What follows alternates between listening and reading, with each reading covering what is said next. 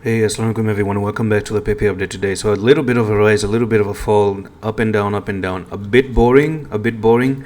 But with every single move, there's a story getting printed. Each and every single time here. Now, I really don't like it when things get slow. I'm pretty sure you also don't like when things are getting a little bit slow. But in my opinion, anything that is slow doesn't necessarily mean that it's bad. We just need to figure out what's going on. So the plan has never changed. It has been a long time, really really long time. What's really bad is that the only performing coin so far has been Bonk, and Pepe unfortunately still yet has to pull a move as similar to how Bonk really pulled out that move. So basically, we're still on a sideways movement, and we're trying to see, and we're waiting as well to see the next move coming up for Pepe. So we're still holding the trend line here. Maybe if you just want to push down again, you could push down to 967 and then try to continue on and on and on, and then eventually try to go all the way to the upside. So let's just hope somewhere in July. I don't know the proper time frame when it's going to happen, but maybe somewhere in July we're looking for a move to the upside. I think there's still a lot of stop losses being placed in a lot of many different places, and they should be taken away. So let's get to see what the daily time frame is looking like, because today's new week and we're going to talk about the weekly. So yesterday I've seen the closing of Pepe, and Pepe, you can see on the daily, just keeps on making some series of reversal candles. So this is reversal candle number one, the reversal candle which is a morning star, so number two here, and then a bullish engulfing number three, and then again yesterday the ending actually made another morning star. So it's just bullish patterns, then you fall down, and then within not pattern but the candles, right? So the candles are bullish candles back to back, but you're still not making that pump. The volume, the volume is still not actually kicking in as much as I want it to come back. So let's check this out. We're gonna write in volume in here, and let's actually delete that and that as well. So yeah, the first one, there you go. So let's look at how the volume looks like here. I want to collapse this one. So how do you do that? And look at the volume. So let's zoom out. Let's look at the volume down here. So a volume similar to this one previously back in like 2024. So do you see this huge volume spike?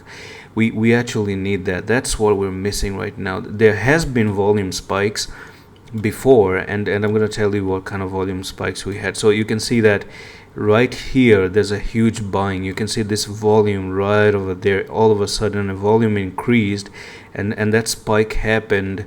So this one was in April, and after February, right? So after 2 months there was a huge volume spike in here, and then eventually after some few days they decided that, you know what, we're going to actually pump it to the upside. And now the volume is just sideways, right? And the market is also sideways at the moment. So nothing bearish. I would actually be more in the bullish side for now because of the falling wedge, and that's all. And then again, always keep in mind that, if you come below the falling wedge, maybe 810, then we're going to have a very different story. Right now we're still fine. It's just that it's not moving, right? It's not moving. Let's just hope it does move.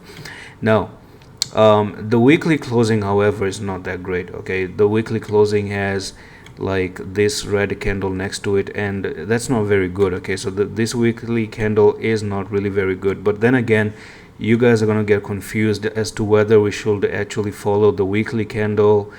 Do we have to follow the falling wedge? What do we have to do? What I can say is that there are so many ways to look at the chart. Okay, if someone wants to be bearish, I'm pretty sure that out of 100 people, there are some few people who will show you some bearish pattern, and then there are some other people who are going to show you some bullish pattern as well.